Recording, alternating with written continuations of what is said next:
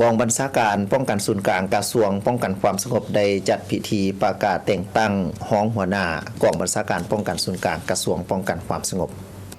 ในวันที่ 7 พฤษภาคม 2025 อยู่ที่กองบัญชาการป้องกันศูนย์กลางกระทรวงป้องกันความสงบได้จัดพิธีประกาศการแต่งตั้งห้องหัวหน้ากองบัญชาการป้องกันศูนย์กลาง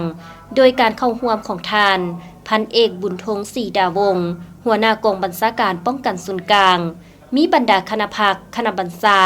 หัวหน้าห้องกองพันกองห้อยโรงเรียนเข้าร่วม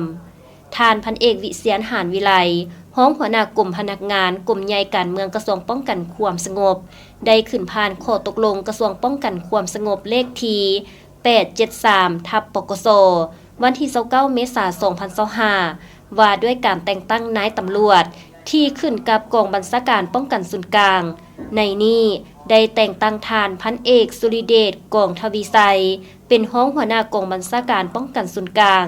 ส่วนหัวหน้าและห้องที่มีอยู่แล้วแม่นรักษาไว้คือเก่าโอกาสนี้ท่านหัวหน้ากองบัญชาการป้องกันศูนย์กลางก็ได้สมเสยและเน้นหนักมายังผู้ที่ได้รับการแต่งตั้งใหม่ในครั้งนี้บนพื้นฐานการตกลงเป็นเอกภาพจากคณะประจำภาคกระทรวงการค้นคว้าเห็นดีของกระทรวงป้องกันความสงบทั้งนี้ก็เพื่อตอบสนองกับความเพียงพ้องต้องการของหน้าที่การเมืองในระยะใหม่ซึ่งแม่นผลประโยชน์รวมในการสร้างพนักงานสืบทอดเปลี่ยนแทนทั้งเป็นการเพิ่มกำลังแหงหนึ่งในการขับเคลื่อนเวียกงานต่างๆภายในกลุ่มกองให้มีผลสำเร็จดีขึ้นกว่าเก่า